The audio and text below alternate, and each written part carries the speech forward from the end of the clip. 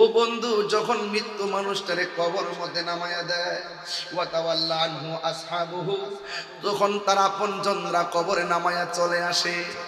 ও বন্ধু, শুধু তাই নয়, ইন্নাহু লা ইয়াসমাউ কারআনি আলিহিম, আপনজনরা যে কবর দিয়া চলে আসে, কবরের নিচ থেকে আপনজনের পায়ের আওয়াজ শুনতে পায়। ডাক দিয়া কয়, বাইরে। একসঙ্গে তাকলাম, আমারে কোন জায়গায় তোরা রাইখা যাইতাছস? কোন জায়গায় আমারে ফালাইয়া যাইতাছস? ওয়া তাওয়াল্লা আনহু আসহাবুহু, ইন্নাল আবদা ইযা ফুদিয়া ফি কবরিহি, কবরের মধ্যে বাইরের নামাইয়া আপনজনরা যখন চলে আসে, এরপরে কি বলে একটু তাকাইয়া দেখেন না। ইন্নাহু লা ইয়াসমাউ কারআনি আলিহিম, তার পায়ের আওয়াজটা শুনতে পারে। এরপরে কি কয়?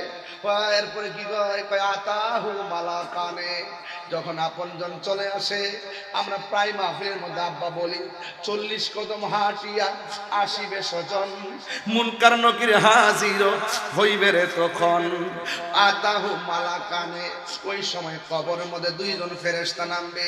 ফায়াকুদানিহি, ওই কবরে নামার পরে কবরবাসীরে তা উঠাইয়া বসাবে। এরপরে কি হবে? ফায়াকুলানে, ওই কবরবাসীকে তারা দুইজনে প্রশ্ন করবে। কি প্রশ্ন করবে? কইওয়া মা কুনতা তাকুলু ফি হাযা রাজুলি মুহাম্মদ, এই মুহাম্মদ সাল্লাল্লাহু আলাইহি সাল্লাম সম্পর্কে তুমি কি দুনিয়ায় কি বলতে? ফা আম্মাল মুমিন, কবরের মানুষটা যদি মুমিন হয়, ফায়াকুলু, সে বলবে আশহাদু আন্নাহু আব্দুল্লাহি ওয়া রাসূলুহু, সে বলবে মুহাম্মদ সাল্লাল্লাহু আলাইহি সাল্লাম হলো তিনি, আমি সাক্ষ্য দিচ্ছি তিনি আল্লাহর বন্ধু। আরে বেয়াদবরা বলবে বান্দা, সুন্নিরা বলে বন্ধু, বিয়াদবরা বলে ফা, আমরা বলি নবীর কদম মুবারক, বিয়াদবরা বলে কফাল, আমরা বলি সের মুবারক, বিয়াদবরা বলে ঘাম, আমরা বলি পসিনা মুবারক। কথা বলেন ঠিক কি না? এরপরে জিজ্ঞাসা করবে নবী সম্পর্কে তুমি কি বলতে?